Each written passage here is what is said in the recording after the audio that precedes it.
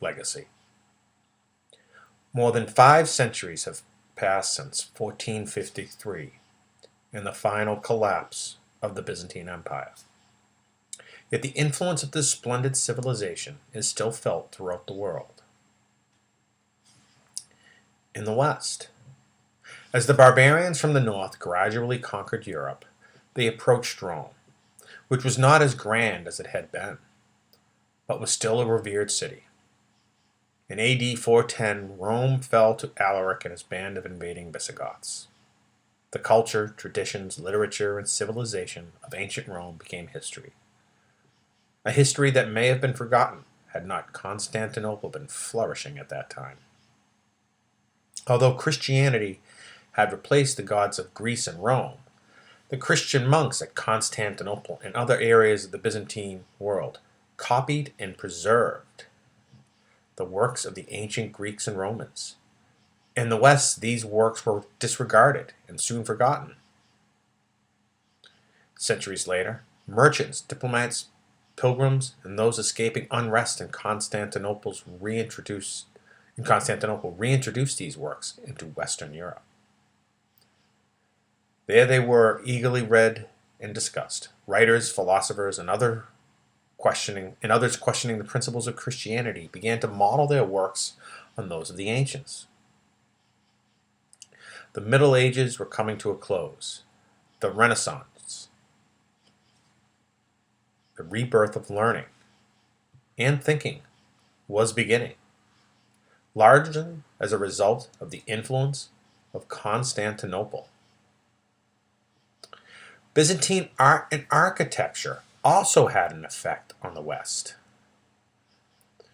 As Byzantine craftsmen were hired to help decorate the churches, palaces, and public buildings of Western Europe, it was a Byzantine princess who, on a visit to Venice, Italy, introduced the fork to the Western world.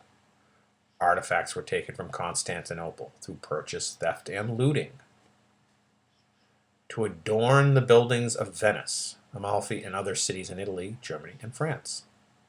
The techniques used in Byzantine mosaics and illuminated manuscripts also were imitated in the West. In the 6th century AD, the emperor at Constantinople, Justinian, codified Roman law into a coherent body of more than 4,500 laws, which formed the basis for the legal system of most European countries and influenced the development of the system used today in England and the United States. In the East, in AD 863, the ruler of Moravia, present-day central Czechoslovakia, sent envoy to Michael III, the Byzantine emperor at Constantinople. He had one request and one stipulation: send a Christian to teach the Moravians about Christianity and present the teachings in the language of the Moravians. Constantinople's predecessor, Rome, had always used the Latin language to spread its culture and impose its rule. Constantinople did not. While Constantinople was to be recognized as the supreme ruler, the Byzantines fostered and promoted each nation's language and culture. A widely known linguist named Cyril was selected for the mission. After developing an alphabet for the Slavic language, based primarily on the Greek alphabet — Greek was the official language of the Byzantine world — Cyril and his brother Methodius traveled to Moravia. Although their attempts to convert the Moravians were not very successful, they won many followers among the Bulgarians and the Russians. Cyril's alphabet, known as the Cyrillic alphabet, became the basis for the alphabets of the Slavic world, including Russian, Ukrainian, Bulgarian, and Serbian, and the basis for the Slavs' cultural forms and ties. The Balkans and Western Russia also trace much of their architecture, domes and multifaceted structures, and art forms, mosaics and icons, to Byzantine builders and artists.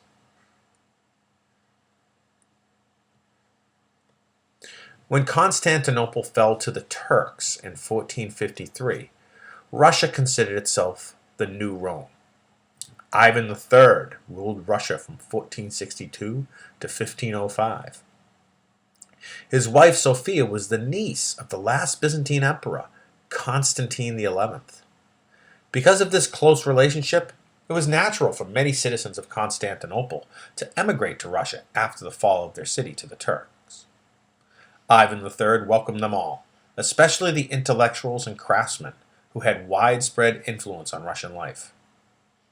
Ivan III even took the Byzantine symbol, the double-headed eagle, as his kingdom's new coat of arms. The Tsars, or rulers of Russia, modeled their coronation ceremony on the one that had been used in Constantinople. Christianity had become the official religion of Russia in AD 989. Now, after the fall of Constantinople, Russia assumed the role of defender and protector of Christendom in the East.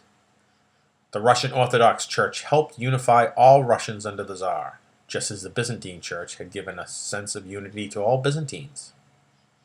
The design of the Kremlin in Moscow was based on the Great Palace at Constantinople. Russian rulers also assumed the title autocrat, which Byzantine emperors had used for approximately 1,000 years to symbolize their absolute power.